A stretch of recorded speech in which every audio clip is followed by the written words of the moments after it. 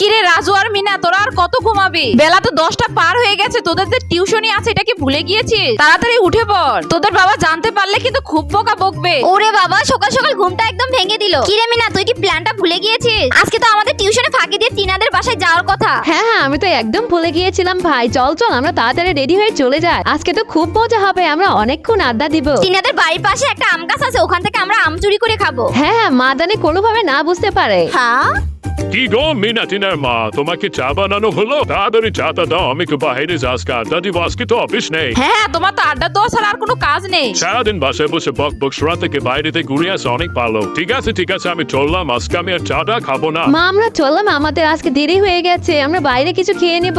হ্যাঁ হ্যাঁ, যাও, কালকের ম্যাথ গুলো ভালোভাবে বুঝিয়ে নিও। হ্যাঁ, আজকে সবগুলো ম্যাথ একদম শেষ করে আসবো।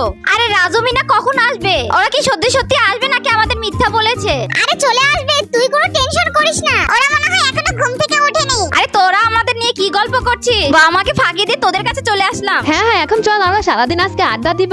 আজকে তো আমাদের দিনটা অনেক ভালো কাটবে রে, বাইরে যা গরম পড়েছে না। চল চল, আমরা সবাই এখানে ব্যাগ গুলো রাখি। আমরা তো সবাই ফাঁকিবাজের ওস্তাদ। চল চল, একটু আড়ালে গিয়ে জমি আড্ডা দেওয়া যাবে। আহা কি আনন্দ আকাশে বাতাসে। কিরে কেমন দিলাম? আর কয়দিন পরে তো এই গাছের আমগুলো একদম পেকে টুসটুসে হয়ে যাবে। আমরা প্রতিদিন টিউশনের নাম করে এখানে বসে বসে আড্ডা দিব।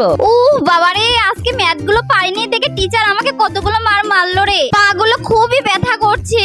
আরে এখানে মিনা, রাজু, টিনা, আপু সবাই কি করছে?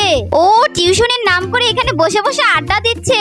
আমি কি একা একা মার খাবো নাকি? যাই সবাইকে বলে দিয়ে আসি। কাকিমা জেঠিমাকে অবশ্যই বলতে হবে বিষয়গুলো। বাচ্চাগুলো খুবই ভালো হয়ে গেছে, খুব ভালো পড়াশোনা করছে। হ্যাঁ, আমার মিনা রাজু তো না খেয়ে চলে গেল।